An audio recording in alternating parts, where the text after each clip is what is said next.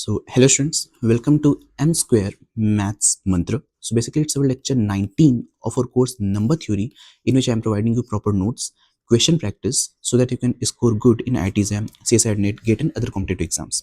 Basically, myself, Ayush Gupta, I am gold medalist from NIT Jaipur in MSc Mathematics. So, in today's lecture, we will see the questions of number theory. Basically, we will see the PYQs of CSIR NET and GATE exam.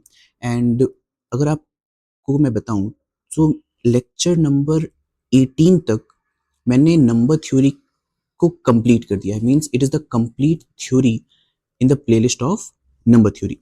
सो सबसे पहले आपको वो 18 lectures देख लेने हैं जिससे कि आपकी थ्योरी अच्छे से क्लियर हो जाए और फिर इन क्वेश्चंस को हम लोग इजीली कर सकते हैं.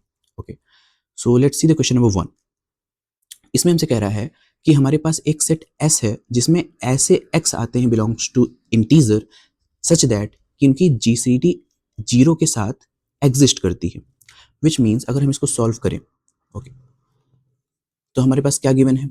हमें एक ऐसा सेट गिवन है S जिसमें ऐसे इंटीजर्स आएंगे x belongs to z such that the GCD of x, 0 exists.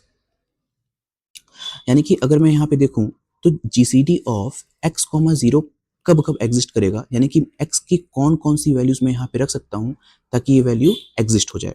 For example, अगर मैंने मान लीजिए कि x की वैल्यू 0 पुट किया तो हमारे पास क्या हो गया? ये हो जाएगा हमारे पास GCD ऑफ 0,0, जो कि हमने लेक्चर्स में पढ़ा है कि GCD ऑफ 0,0 हमारे पास इनफाइनाइट होता है, विच इज नॉट डिफाइंड. यानी कि ये तो हमारे पास x की वैल्यू कंसीडर नहीं कर सकता मैं, because it is not existing value. अब अगर मैं यहाँ पे x की वैल्यू 1 लेता हूँ या फिर -1 लेता हूँ, 2, 3, मीन्स अगर मैं कोई भी इंटीजर एक ले लेता हूँ तो हमारे पास क्या मिल जाएगा? ये हो जाएगा हमारे पास GCD ऑफ x, 0. इसकी वैल्यू हमारे पास किसके इक्वल होती है? मॉड ऑफ x की इक्वल होती है. हमने प्रीवियस लेक्चर्स में इसे पढ़ा है. एंड तो इस वजह से यहाँ पे x की कोई भी वैल्यू अगर मैं लेता हूँ जो कि सेट ऑफ इंटीजर से आएगी, बस उसमें 0 हटा देता हूँ तो ये पूरी वैल्यू इस सेट में S में आ जाएगा. यानी कि जो S हमारे पास होगा वो Z माइनस 0 हो जाएगा. So it's option number A. Option number A is correct. Okay, so question number 2. So first of all, I will say that pause the video and try to solve this question, then see the solution. Okay, so now I will solve the question. See, इस question में हमसे क्या कहा जा रहा है कि if 20x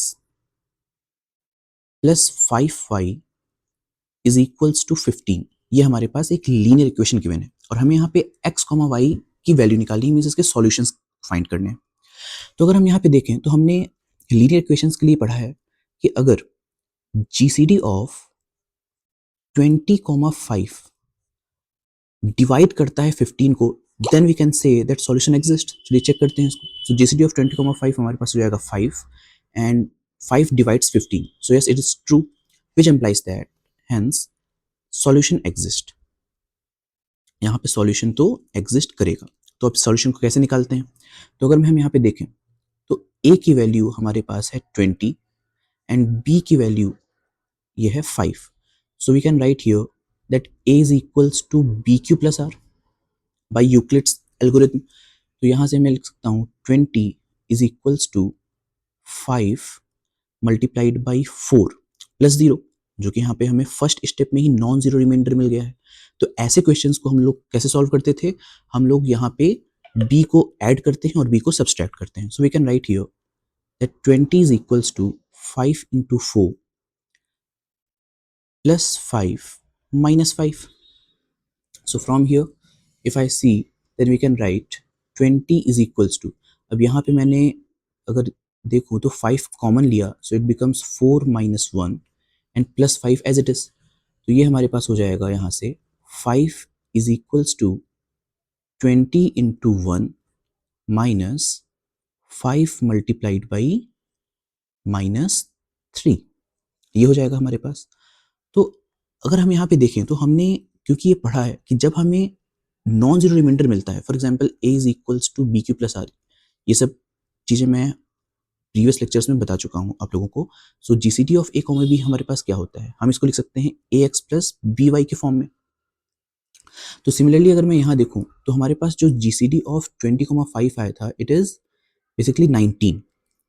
तो यहाँ पे अगर हम इसकी वैल्यू निकालना चाहें तो ये क्या आ जाएगा, for example it can be written as 5 can be written as GCD of 20 comma 5 and which is equals to, it is 20 multiplied by 1 and this is plus 5 multiplied by 3।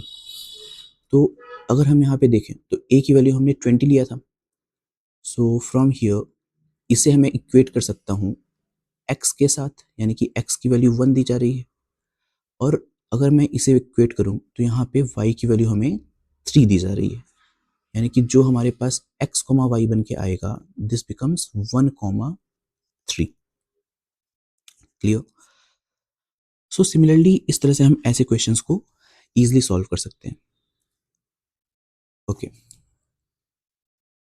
So try this question, try to solve this question and tell me the answer. See, now I will solve the question.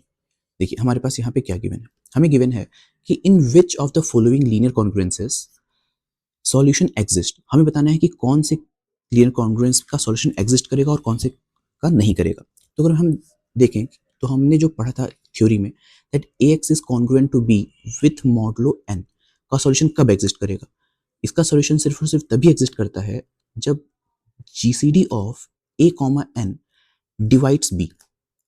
अगर ये चीज condition satisfy होती है तब मैं कह सकता हूँ यस सॉल्यूशन एग्जिस्ट। चलिए चेक करते हैं। अगर मैं फर्स्ट ऑप्शन में देखूं तो यहाँ पे हमारे पास जीसीडी ऑफ 3,9 यानी कि हमारे पास 3 आ जाएगा and clearly 3 doesn't divides 2, so which means it has no solution। यहाँ पे अगर मैं बात करूं then GCD of 2,7 जो कि हमारे पास 1 आ जाता है and clearly 1 divides 1, so yes solution exists here, which means option number B is true। Option number C की अगर हम बात करते हैं then GCD of 7,14 which is 7 and definitely 7 doesn't divides 1 which means solution doesn't exist and ये तो हमारे पास incorrect हो जाएगा। So option number B is true in our third question। Okay, so try to find the solution of this question। First of all solve by yourself then see the solution। Okay, now see the solution। So it is given to me that 2x is congruent to 13 with modulo 10 और यहाँ पे हमें number of solutions के बारे में बताना है। तो अगर मैं यहाँ पे बात करता हूँ लीनियर कॉन्ग्रुएंस की थ्योरी में हमने क्या पढ़ा था, हमने पढ़ा था कि जब कभी भी हमारे पास ax is congruent to b with modulo n आता है तो उस केस में हम सबसे पहले देखते हैं कि सॉल्यूशन एग्जिस्ट करेगा या नहीं करता है। तो उसके लिए एक कंडीशन हमने पढ़ी थी, वो कंडीशन थी कि GCD of a comma n should divides b। अगर ये चीज सेटिस्फाई होती है तब मैं कहता हूँ सॉल्यूशन एग्जिस्ट होता है। और अगर यहीं पे मैं बात करता हूँ नंबर ऑफ सॉल्यूशंस की तो नंबर ऑफ सॉल्यूशंस हमारे पास बराबर हो जाते हैं GCD of a comma n के। तो यहाँ पे हमसे नंबर ऑफ सॉल्यूशंस के बारे में पूछ रहा है, इस वजह से हम अगर यहाँ पे देखें देन जीसीडी ऑफ 2,10 हमारे पास क्या होता है, ये हमारे पास हो जाएगा 2 and definitely 2 doesn't divides 13 which implies that solution not exist means it has no solution। अगर हमारे पास कोई सॉल्यूशन नहीं है which means कि number of solutions तो हमारे पास 0 हो जाएंगे which means option number C is correct। Clear? Okay, so now it's our question number 5। try to solve this question by yourself and then see the solution। Okay, so now see the solution। see हमारे पास यहाँ पे given है that 5x is congruent to 11 under modulo 15। ये हमारे पास एक linear congruence हमें given है और सबसे पहले हमें ये देखना पड़ेगा कि क्या इसका सॉल्यूशन एग्जिस्ट करता भी है कि नहीं। तो उसके लिए हम कंडीशन हमें मालूम है, हम लगा सकते हैं GCD of 5,13 which is basically 1 and 1 divides 11 yes which is true which implies that इसका सॉल्यूशन हमारे पास एग्जिस्ट करेगा, सॉल्यूशन एग्जिस्ट्स। नाउ अब अगर मैं यहाँ पे इसका सॉल्यूशन निकालना चाहता हूँ तो मैं यहाँ से देख सकता हूँ कि 5x which is congruent to 11 modulo 13 को हम लिख सकते हैं यहाँ पे 5x minus 11 which is equals to 13k, where k belongs to an integer. We can write down here. So which implies that 5x minus 13k is equals to 11. और अगर हम यहाँ पे देखें तो इसे मैं लिख सकता हूँ 13 टाइम्स माइनस के plus 5 times x is equals to 11. So from here let a की वैल्यू हमने यहाँ पे 13 ले लिया एंड b की वैल्यू 5 ले लिया. Now we can apply our ILS algorithm. So अगर मैं यहाँ पे मीन्स डिवीजन एल्गोरिथम लगाऊं तो हमारे पास क्या हो जाएगा, means a is equals to B Q plus R को लगाने पर यहाँ हो जाएगा हमारे पास 13 is equals to 5 times 2 plus 3. So यहाँ से अगर मैं देखता हूँ तो हमारे पास जो रिमाइंडर आता है वो नॉन जीरो आ रहा है, इस वजह से हम इसको यहाँ पे लिखेंगे, यानी कि it becomes our here that actually हम यहाँ पे b को लिखते हैं. सो b is our 5. So 5 will be equals to this 3 times 1 plus 2. Again the remainder is non-zero.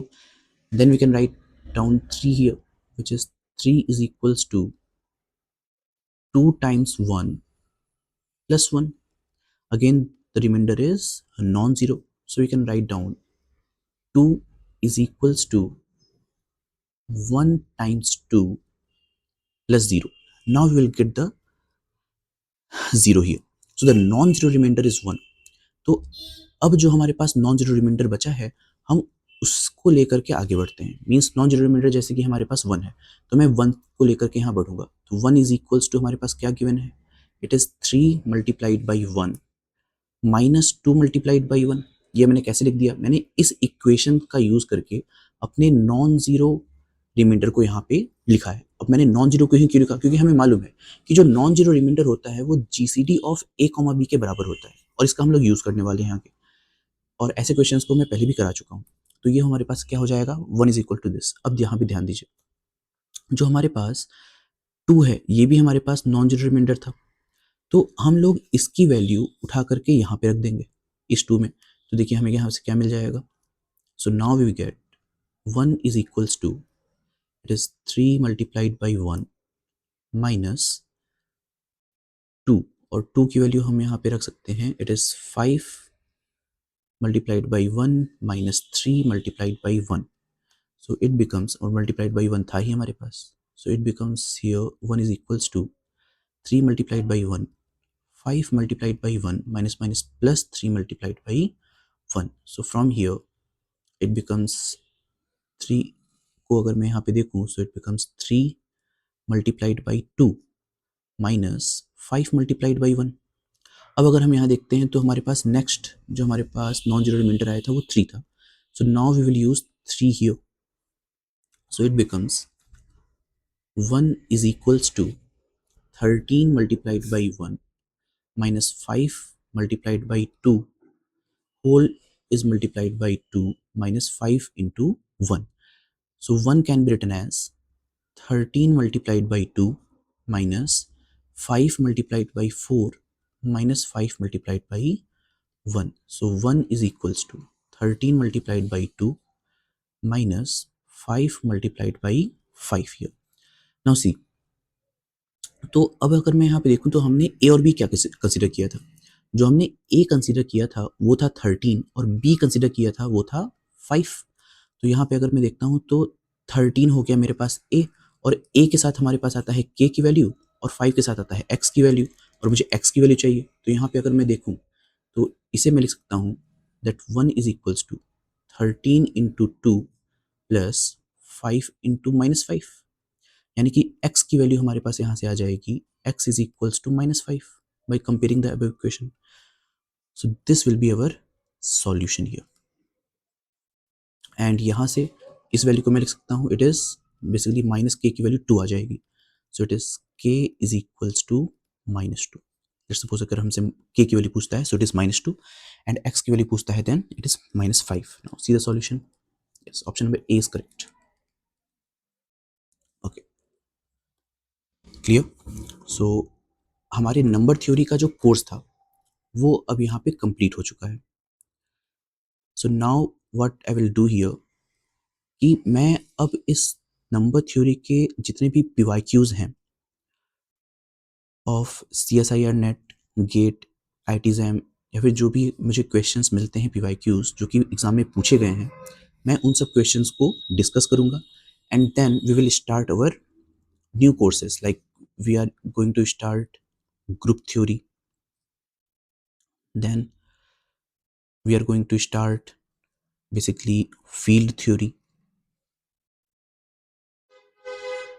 and then we will also cover ring theory. और इसके साथ साथ मैं पैरेलली एक टॉपिक स्टार्ट करने वाला हूं, that is the complex integration.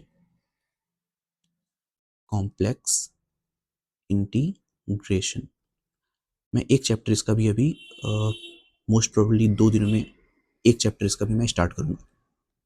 Okay, so keep learning. Thank you.